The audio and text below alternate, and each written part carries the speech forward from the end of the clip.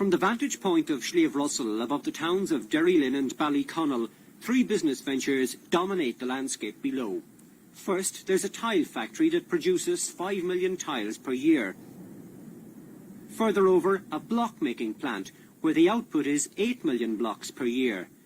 And at the extreme right, along the Fermanagh-Cavan border, a new £32 million cement plant is nearing completion.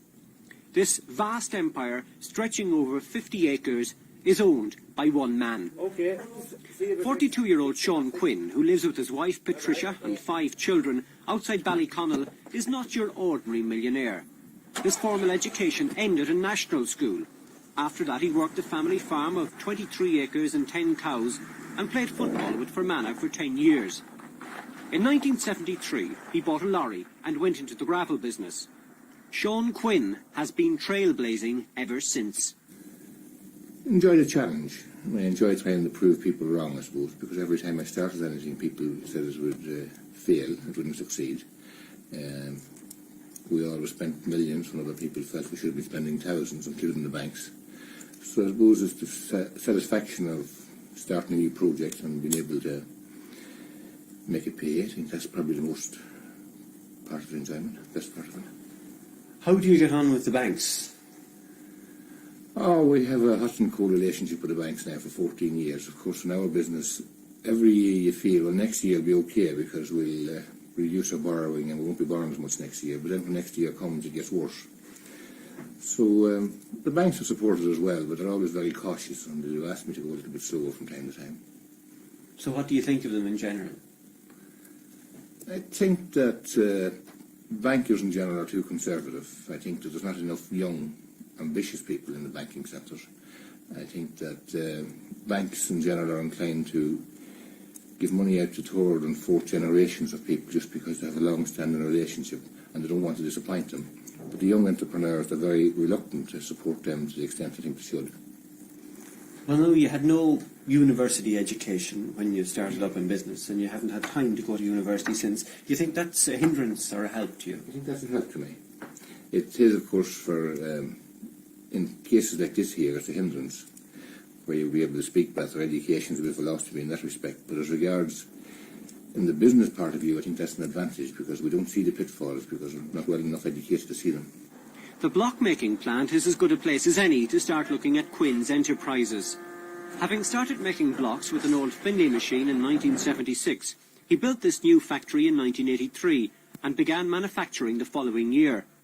With the new technology, the output increased from 5 million to 8 million blocks each year, and the number of staff was reduced from 5 to just 2 men, one inside working on the automation, the other outside loading lorries.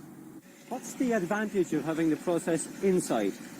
Well, weather, a day like today where you have snow and rain, where you're making them outside and the concrete is wet, you're inclined to get a lot of loss. Blocks can fall and slip and you have corners off them and the quality is affected by outside. As well as that, you can save a little bit in cement by making them inside as well because you get more compaction with the new units that are making them today. What's the turnover of the particular section we're now looking at? Well, the turnover of that section will probably be about £1 million a year, just for 2 men. We built this factory in 1982. We're in the production in 1983. We make 4 profiles of tiles here, namely 4 different designs and 6 colours. And we distribute these tiles to about 22, 23 counties on the island, north and south. We make 5 million tiles a year and there's 10 people employed. How many people have you employed altogether? About 300. About 280 to 300 at the present time, and we'll be crossing 300 before the end of the year with the new cement works. How many people from north of the border do you have as opposed to south? The divide is roughly 50-50. 50 from Cavan, Leitrim, and the other 50 from Fermanagh, Northern Ireland. Do you have any preference, or you just take a man if he's a good worker, full stop? Oh yeah, well, the different divisions employs their own staff, and whatever the manager of that division feels at any given time, we don't mind where they come from or who they are, as long as they're good workers. Seán Quinn is doing very nicely with tiles, gravel and blocks, and he also has a thriving pre-stressed concrete unit. Naturally, it too is turning in healthy profits. His ventures keep Derrylin and Ballyconnell and their hinterlands prosperous. There is no record of troubles with paramilitary organisations or the security forces. Seán Quinn's offices are far from palatial, but the word is he pays his people well, and that counts for a lot. Many people would be happy to have this amount of successful, challenging ventures, but not Seán Quinn. He's about to take his biggest gamble. By the end of the summer, he hopes to have a £32 million cement plant in operation.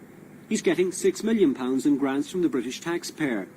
He's attempting to break into a market which up to now has been the exclusive preserve of two companies, Blue Circle in the north and Irish Cement, a subsidiary of Cement Roadstone, in the south.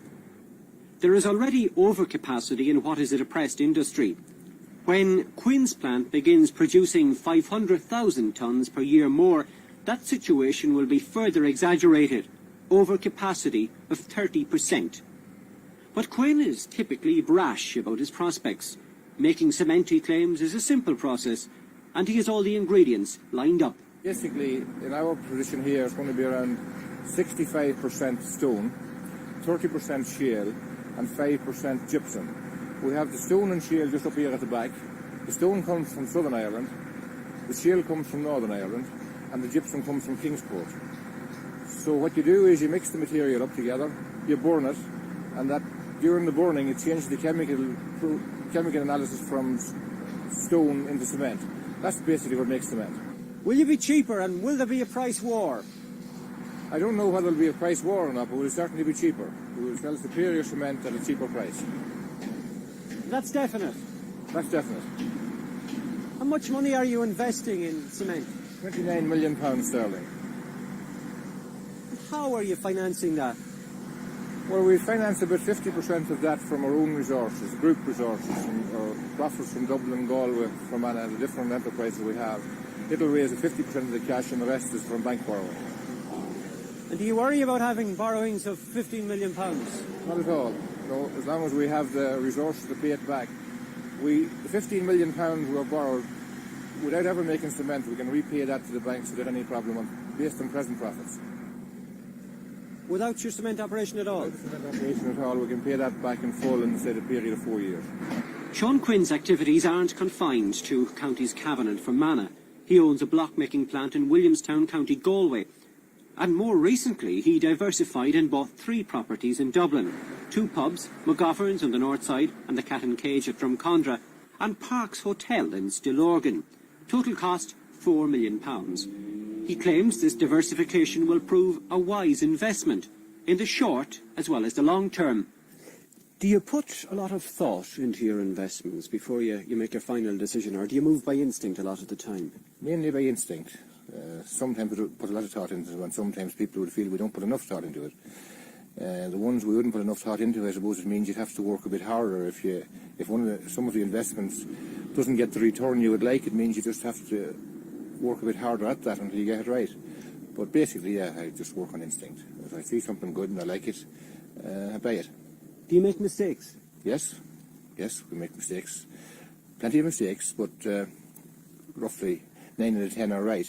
And if 9 or 10 are right, then the 9 other ones can carry the bad one through. So overall, small mistakes doesn't cause me any great concern. What would you say is your greatest fault? Because everybody has faults. That's a difficult one. I suppose you'd have to ask Patricia that. She might say, and some of your employees, you would have to ask them as well. I suppose maybe I'm considered a little bit ruthless. That might be the opinion of some. Of course, I don't think I'm ruthless at all, but a lot of people feel I am. And why would people say that? I expect very high performance. We expect good results, and if people can't live up to the expectations, I'm afraid we don't need them, and it's based on that. So you're a tough man as an employer?